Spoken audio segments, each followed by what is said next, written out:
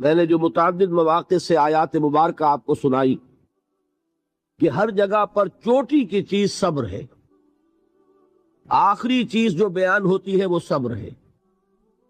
سورۃ العصر میں آخری بات وَتَوَاصَوْا بِالصَّبْرِ یا ایھا الذین آمنوا استعینوا بالصبر والصلاۃ، اے ایمان والو مدد حاصل کرو صبر سے اور نماز سے۔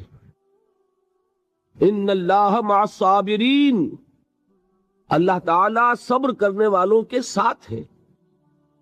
اور پھر آگے چل کر وبشر الصابرین الذین اذا اصابتهم مصیبۃ قالوا انا للہ وانا الیہ راجعون، اے نبی بشارت دیجئے، خوشخبری دیجئے ان صبر کرنے والوں کو کہ جن پر جب بھی کوئی تکلیف یا مصیبت نازل ہوتی ہے تو کہتے ہیں کہ ہم اللہ ہی کے ہیں اور اللہ ہی کی طرف ہمیں لوٹ جانا ہے۔ صبر کا مفہوم ہے اپنے آپ کو تھامنا، روکنا، برداشت کرنا، تحمل کرنا، اور جو بھی اپنا ایک طے شدہ مقصد ہے کسی بھی مخالفت سے بددل ہوئے بغیر، کسی بھی تکلیف یا مصیبت سے ہراساں ہوئے بغیر اس کی طرف پیش قدمی کیے چلے جانا۔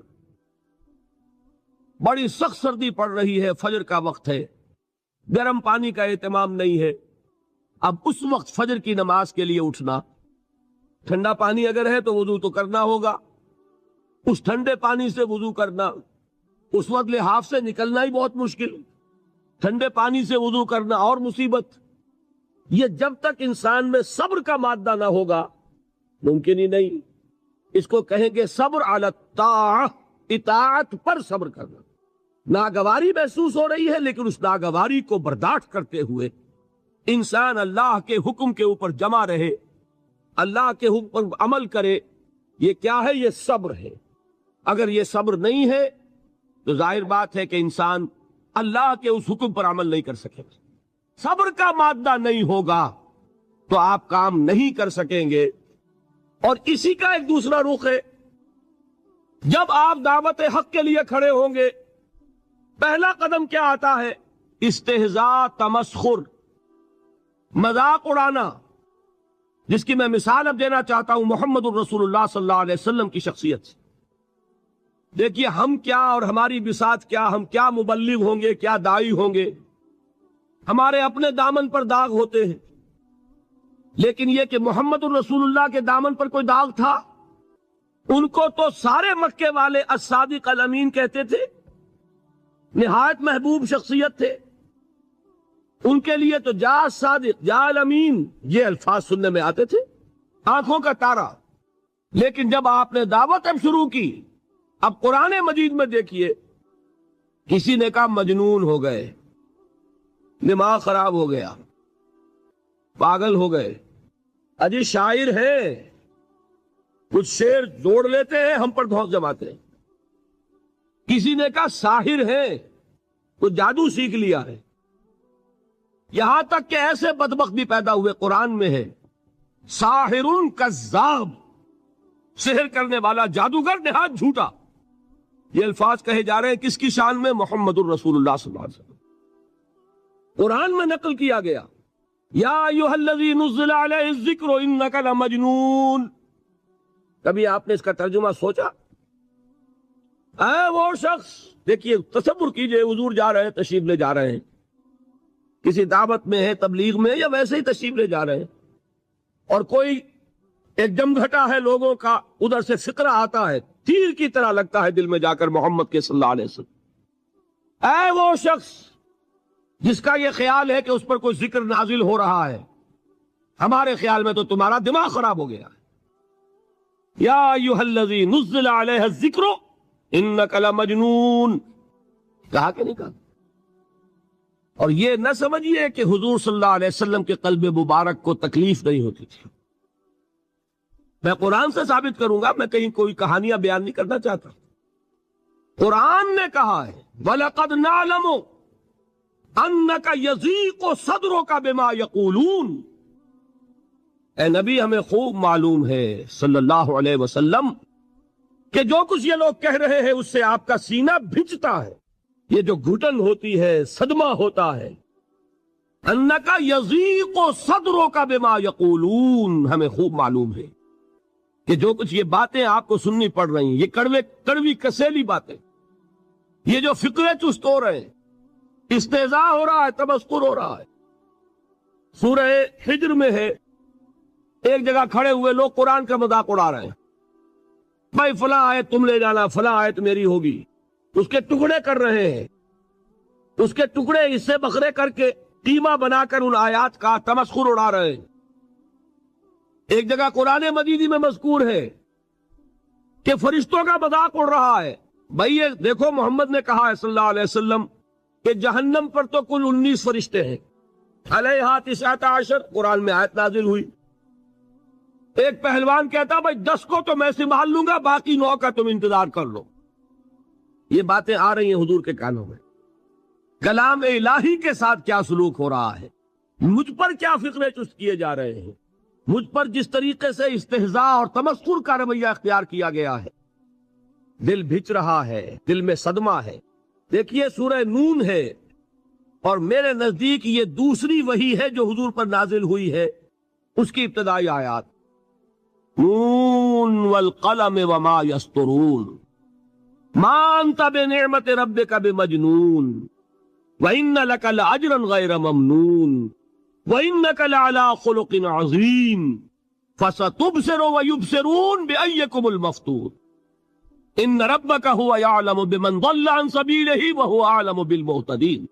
نون، قسم ہے قلم کی اور جو کچھ یہ لکھتے ہیں۔ اے نبی آپ اپنے رب کی نعمت سے مجنون نہیں ہیں۔ یہ کیوں کہا جا رہا ہے؟ حضور کو جو صدمہ پہنچا ہے وہی نازل ہوئی ہے دل جوئی کے لیے، تسلی کے لیے۔ آپ کیوں برا منا رہے ہیں؟ اے نبی آپ کیوں صدمہ اور رنج اور اندوہ محسوس کر رہے ہیں؟ ان بدبختوں کے کہنے سے کوئی آپ مجنون ہو جائیں گے؟ مانتا بے نعمت رب کا بھی مجنون وَإِنَّ لَكَ لَأَجْرًا غَيْرَ مَمْنُونٍ، آپ کو جو یہ صبر کرنا پڑ رہا ہے، آپ کو جو یہ جھیلنا پڑ رہا ہے، اس کی وجہ سے آپ کو وہ اجر ملے گا جس کا سلسلہ کبھی منقطع نہیں ہوگا۔ وَإِنَّكَ لَعَلَىٰ خُلُقٍ عَظِيمٍ، اور اے نبی آپ تو خلق عظیم کے حامل ہیں۔ آپ کا اخلاق، آپ کا کردار، آپ کی سیرت، آپ کی شخصیت میں طہارت، نفاست، پاکیزگی، آج تک دنیا نے کوئی پاگل، کوئی مجنون ایسا بھی دیکھا؟ یہ ساری باتیں اللہ تعالیٰ حضور کی دلجوئی کے لیے فرما رہے ہیں۔ اس سے آپ اندازہ کیجئے کہ کتنا صدمہ ہوتا ہوگا۔ یہی ہے، اس ساری چیز کو جمع کیجئے تو یہ چیز کیا ہے؟ وَاصْبِرْ عَلَىٰ مَا يَقُولُونَ وَاهْجُرْهُمْ هَجْرًا جَمِيلًا، صبر کرو اے نبی، صبر کرو اے محمد صلی اللہ علیہ وسلم، جھیلو اور برداشت کرو اس پر جو یہ کہہ رہے ہیں۔ یریدون لیطفئوا نور اللہ بافواہہم، یہ چاہتے ہیں کہ اللہ کے نور کو اپنے منہ سے بجھا دیں، پھونکے مار کے ہی بس۔ نور خدا ہے کفر کی حرکت پہ خندہ زن، پھونکوں سے یہ چراغ بجھایا نہ جائے گا۔ یریدون لیطفئوا نور اللہ بافواہہم واللہ متم نورہ ولو کرہ الکافرون، یہ چاہتے ہیں کہ اپنے منہ کی پھونکوں سے اللہ کے نور کو بجھا دیں، حالانکہ اللہ تعالیٰ تو اپنے نور کا اتمام فرما کر رہے گا، خواہ ان کافروں کو کتنا ہی ناگوار ہو۔ اس کی ترجمانی ہے، نور خدا ہے کفر کی حرکت پہ خنددن، پھونکوں سے یہ چراغ بجھایا نہ جائے گا۔ یہی وجہ ہے، دیکھیے مکی صورتوں میں خود نبی اکرم صلی اللہ علیہ وسلم کو اتنے مختلف پیرایوں میں صبر کا حکم دیا گیا۔ کچھ مثالیں میں دے چکا ہوں، وَلِرَبِّكَ فَاصْبِرْ، اسی طریقے سے وَاصْبِرْ كَمَا صَبَرَ أُولُو الْعَزْمِ مِنَ الرُّسُلِ، اے نبی صبر کیجئے جیسے کہ صبر کیا ہمارے اولو العزم رسولوں نے۔ وَاصْبِرْ وَمَا صَبْرُكَ إِلَّا بِاللَّهِ، اے نبی صبر کیجئے اور آپ کا صبر تو اللہ ہی کے سہارے ہے۔ وَاصْبِرْ لِحُکْمِ رَبِّكَ، یہ سورہ نون جس کی ابتدائی آیات میں نے آپ کو سنائی، نون والقلم وما یسطرون ما انت بنعمت ربک بمجنون، اس کا اختتام کیا ہوتا ہے؟ وَاصْبِرْ لِحُکْمِ رَبِّكَ وَلَا تَكُنْ كَصَاحِبِ الْحُوتِ إِذْ نَادَىٰ وَهُوَ مَكْظُومٌ، اے نبی صبر کیجئے اپنے رب کے فیصلے کا، انتظار کیجئے اور اس مچھلی والے کے مانند نہ ہو جائیے۔ مچھلی والا کون؟ حضرت یونس علیہ الصلوۃ والسلام۔ مچھلی والے نے اپنے دینی حمیت اور غیرت جو تھی اس کی وجہ سے اللہ کے حکم کا انتظار نہیں کیا، اپنی قوم کو چھوڑ کر چل دیے۔ نبی کا، رسول کا یہ معاملہ ہوتا ہے۔ جیسے کہ آپ کو معلوم ہے کوئی افسر ہے کسی حکومت کا، وہ اپنی پلیس آف ڈیوٹی کو نہیں چھوڑ سکتا، he must stick to his place of duty. بڑے افسرز کے لیے تو یہ بہت بہت اہم بات ہے۔ تو اے رسول، جہاں آپ کو ہم نے تعینات کیا ہے آپ وہاں سے ہل نہیں سکتے کہ ذرا مخالفت ہوئی، لوگوں نے فقرے چست کیے اور آپ کہیں اور چل دیے، دفع ہوئیے، یہ بات نہیں سننا چاہتے، میں کسی اور کو سناؤں گا۔ ہو سکتا ہے نا؟ ہم تو کرتے ہیں نا یہ، اس لیے کہ ہمیں تو اللہ نے کہیں تعینات تو نہیں کیا نا۔ اگر ایک جگہ کے لوگ بات نہیں سنتے، چلو بھائی ہم کہیں اور جائیں گے، وہاں بات سنائیں گے۔ لیکن رسول کا معاملہ ہوتا ہے جو اس کی پلیس آف اپوائنٹمنٹ ہے، he can not leave his place without the express permission of اللہ سبحانہ و تعالی۔ آپ نے یہ سنا ہوگا، سیرت کی تقاریر میں پڑھا ہوگا کہ مدینے کی طرف ہجرت کی اجازت حضور نے تمام صحابہ کو دے دی، خود منتظر رہے جب تک کہ اللہ کی طرف سے اجازت نہیں آ گئی۔ حضرت ابوبکر پوچھتے رہتے تھے حضور اجازت آ گئی کہ نہیں؟ نہیں ابھی نہیں آئی۔ حضور اذن آ گیا؟ نہیں آیا، ابھی نہیں آیا۔ حبشہ کی طرف سب کو بھیج دیا، اجازت دے دی جو جانا چاہے چلا جائے۔ حضور کی صاحبزادی جو حضرت عثمان کے نکاح میں تھی وہ بھی ہجرت کر رہی ہے، لیکن حضور تو نہیں گئے۔ رسول نہیں چھوڑ سکتا اپنی جگہ کو، یہاں تک کہ تمام تقریباً 100 صحابہ چلے گئے، حضور رہ گئے، حضرت ابوبکر رہ گئے، حضرت علی رہ گئے، اور حضرت ابوبکر پوچھ رہے ہیں بار بار اجازت آئی یا نہیں؟ نہیں ابھی نہیں آئی۔ حضرت عائشہ نے واقعہ بیان کیا کہ ایک روز اچانک دوپہر کے وقت ہم نے دیکھا کہ حضور نے اپنے پورے جسم کو ڈھانپا ہوا ہے، چہرے کو بھی کپڑے میں ڈھانکا ہوا ہے اور تشریف لا رہے ہیں۔ یہ اس میں تعجب کی بات یہ کہ عرب میں آج بھی آپ کو معلوم ہے کہ یہ چیز جو ہے ان کی روایات کے خلاف ہے کہ دوپہر کے وقت کوئی کسی سے ملنے جائے۔ یہ وقت جو ہے قیلولے کا ہے، آرام کا ہے۔ تو این ٹھیک دوپہر کے وقت تشریف لائے حضور، آپ نے آ کے حضرت ابوبکر سے فرمایا کہ اجازت آ گئی ہے۔ حضرت ابوبکر نے بہت خوش ہو کر ایک بات کہی، حضور میں نے 2 اونٹنیاں تیار کی ہوئی ہیں۔ یعنی اب آپ وہ تو سوچتے تھے نا شاباش ملے گی کہ میں نے تیاری کی ہوئی ہے، میں نے 2 اونٹنیوں کو خوب کھلا پلا کے فربا کیا ہوا ہے، بڑی توانا ہے تاکہ ہم تیزی کے ساتھ سفر کر سکیں۔ حضور نے توقف کیا، فرمایا ہاں ٹھیک ہے، 1 اونٹنی میں استعمال کروں گا لیکن میں اس کی قیمت ادا کروں گا۔ حضرت ابوبکر کی آنکھوں میں آنسو آ گئے، روتے ہوئے کہا حضور مجھ سے یہ مغایرت، کیا یہ جان اور مال کسی اور کے لیے ہے؟